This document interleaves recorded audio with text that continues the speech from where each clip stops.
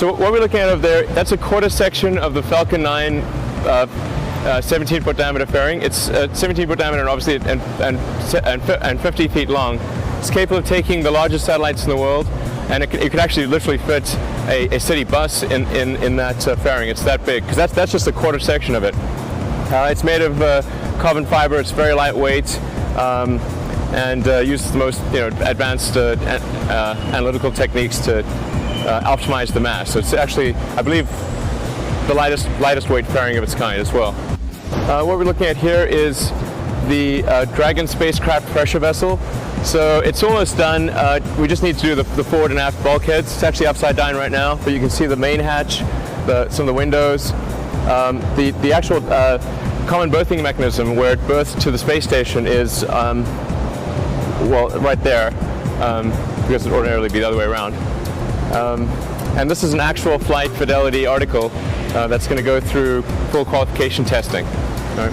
This area is dedicated to our Dragon spacecraft assembly. So you see various tools. That's for our heat shield, making the composite parts on our heat shield. Over there are the side shields and the nose cone. That's the engineering test article, basically engineering pathfinder for our heat shield for Dragon, which is to use a very advanced material called the phenolic impregnated carbon ablator, which is really the best heat shield material you could possibly have. And this is our engineering test article of our Dragon spacecraft. So it's not flight fidelity. The part we saw earlier we saw the welded piece, that's actually flight fidelity, but this was used as an engineering pathfinder to figure out how we might make Dragon, and actually it's been very useful. On the right there is a space station berthing mechanism ring. So that's an actual ring that will mate to the space station. There's another one on the Dragon itself, although the guide vanes aren't present. Here are various pieces like windows and pushers and frangible nuts, and these are structural bulkheads, structural reinforcing bulkheads. That's the little model we use to determine splashdown loading. So here we are in the east high bay. So we have two very large high bays. We're in the east one right now. The east high bay is used for Falcon 9 stage construction, and it's also temporarily used for storage, which is why you see various bits and pieces around behind me. This area under the high bay is used for Falcon 9 tank fabrication. So you can see behind me various barrel sections for Falcon 9. That's actually serial number 2. That completed tank is serial number 2 of Falcon 9. Serial number 1 is on the test stand in Texas. And then serial number 3 is in barrel sections on the floor. And we're getting ready to weld together those barrel sections and create our third tank, which would actually be the first flight tank. So the first one was a run tank, second one is a qualification tank, and the third one will see flight. That's a Falcon 1 second stage bulge former. So that's a classic bulge forming tool that's used to take two welded cones of typical refractory alloy metal like chromium hafnium alloy, and bulging it to a round contour, which is the optimized contour for maximizing the efficiency of rocket thrust. This cleaner here is also climate controlled, particularly controlled, and it's currently used for propulsion components, as well as temporarily it's used to do composite layout.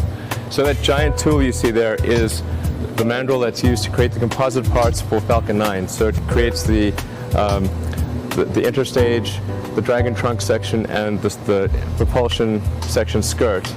Anything that's a body diameter, a 12-foot diameter cylindrical part. And that'll be moved over to the actual composites area when we have that composites preparation room done, which will be fairly soon. This area is where we do a lot of the Falcon 1 structural assembly. So behind me, that's a Falcon 1 half section of a nose cone. That's the tool on which the nose cones are made. That's an avionics, or rather a payload adapter cone. That's another payload adapter cone. That's a mandrel for the Falcon 1 interstage, which is similar to the Falcon 9 interstage. In fact, the Falcon 9 interstage is just a scaled up version of the Falcon 1 interstage. This is a barrel section for Falcon 1 Flight 5. So we have Flight 3 on the island in the quadrant Atoll, ready for launch, almost ready for launch. Flight 4 is going to be right behind that. We'll launch in about 3 or 4 months' time. And then this is Flight 5, which will launch sometime in the first half of next year. We have a lot of customers that are interested in that, and we expect to do a deal on that fairly soon. And this area is also used for composites fabrication. So we've got a big oven there, which is used to cook big pots, and a small oven for smaller parts. What we're looking at here is a Falcon 1 upper stage. So you can see the engine and actuators and all that plumbing is for the attitude control system. It will actually hold the pressure in bottles. There's a lot more stuff that goes in the back there, but you can see the tank and the little skirt at the back that holds a lot of the structure. That's for Flight 4, and then the Flight 5 unit is right there behind it with obviously not much stuff done on it yet. So this is a little snack section. So we offer people that work here get free snacks and drink, which is kind of a common thing in the internet world, but relatively unusual in the space world. And we think if people are working late and they need a snack or something, they should have one readily available. All right, well, thanks for following me on the tour. That was just SpaceX Hawthorne. There's actually a lot more other SpaceX facilities. We have a big test site in Texas. We've got a launch pad at Cape Canaveral, a launch island in the Kwajalein Atoll. And we're looking for great people of all kinds to join the company. So if you're